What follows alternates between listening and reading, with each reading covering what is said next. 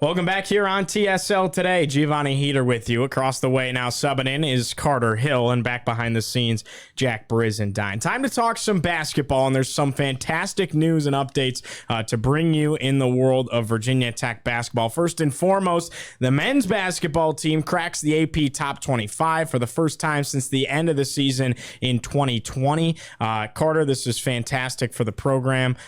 Number 24 in the country. Feels good, doesn't it? They deserve it, right? I mean, they just finished off that 4-game stretch with Minnesota, North Carolina, Dayton, and Oklahoma State 4-0. We said at best they were going to go 3-1. And here they are, second week of December, 10-1 overall.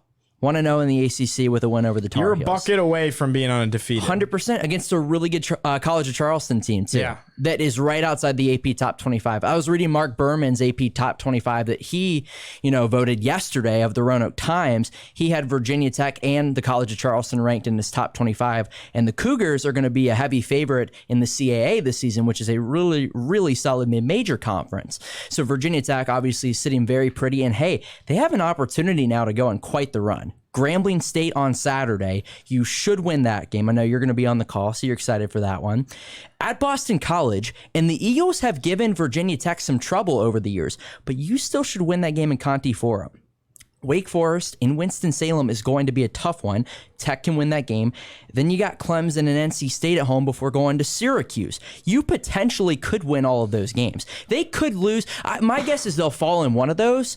But theoretically could win all of those games, and that'll set up a, top 10, maybe at least top 15 matchup in Charlottesville on January 18th against Virginia. So the Hokies, they're in a great position right now, but they could be in quite the position in a couple weeks with the run they could go on. No doubt about that. How about on the women's side? Virginia Tech women's basketball, their highest ranking in program history, in the top 6 for the first time ever, number 6 in the country. It keeps on going up. On going up. I think honestly too, one of the bigger storylines too is the ACC currently has 4 teams ranked in the top 8.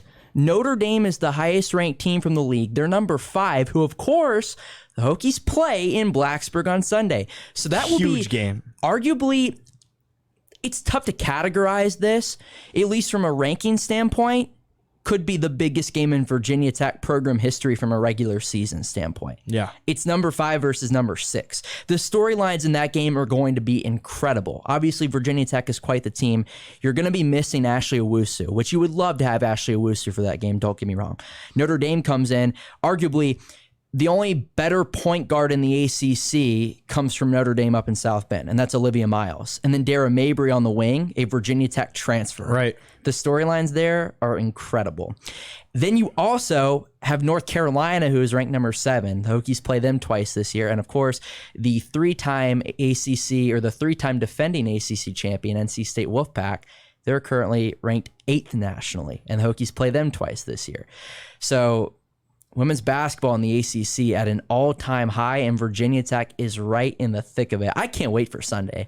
I really can't. It's going to be an awesome environment. I hate the students aren't going to be here, but I know. Hey, it's going to be fun. This Virginia Tech team deserves all the credit they're getting. Number 6 in the country, highest in program history. If they beat Notre Dame, they're going to be a top 5 team in the country, which is incredible. Growing up with Virginia Tech women's basketball, they were struggling to win 2-3 games in the ACC, and they could be top 5 at this point next week. Wow. Unbelievable. All right, last bit of news and updates on the basketball side of things. Elizabeth Kitley was just named ACC Player of the Week. Now, you had Justin Mutz do it last week for the men's. Now Kitley returns the favor and does it on the women's side. Well deserving, right? Of course. I mean, quite the surprise from Liz Kitley. This past week, scoring 22 points against Boston College in the win up in Chestnut Hill. And then yesterday, scored 18 in the 38-point victory over UNC Asheville. Scores 86-48. 86-48, yep. What else can you say? She is averaging a double-double, but she collected a double-double in both of those games. I'm reading straight off of Carter Brown's press release he just put out here. She's also been shooting 55% from the field in that 2-game stretch and has been averaging 11 rebounds a contest. She also, I'm trying to remember what David said on the podcast today. I believe she's at 152 career double-doubles, and she is 3 away from tying Reagan McGarity for the most in program history. Wow. Well, that'll happen. That will happen. She's got a couple more marks she could achieve too. I think she just surpassed J.C. Price's wife. If she averages on the leading score list. Yes, either 5th or 6th on that list. And I think if she averages, I was talking to Damian Salas the other day. I think if she averages between, I can pull it up when you start talking again, between 17 and 18 points a game the rest of the season, which is tough, but definitely doable, she could potentially eclipse Asia Shepherd for the program's all-time leading scorer. Well, it's a nice week off here in Blacksburg. We're going to have some fun stuff coming up on Wednesday. I believe we're going to have Zach Mackey and Evan Hughes on set to talk both men's and women's basketball for their respective programs. And then Friday, we'll preview the weekend's matchups. So I think that'll pretty much conclude things here, Carter. Any final thoughts on basketball? No, just big win for the Hokies yesterday on the men's side for sure against Oklahoma State. 70-65. Didn't have their best stuff. Elijah Petit, huge off the bench. Yeah. Clutch free throws for the Hokies, 19 for 24.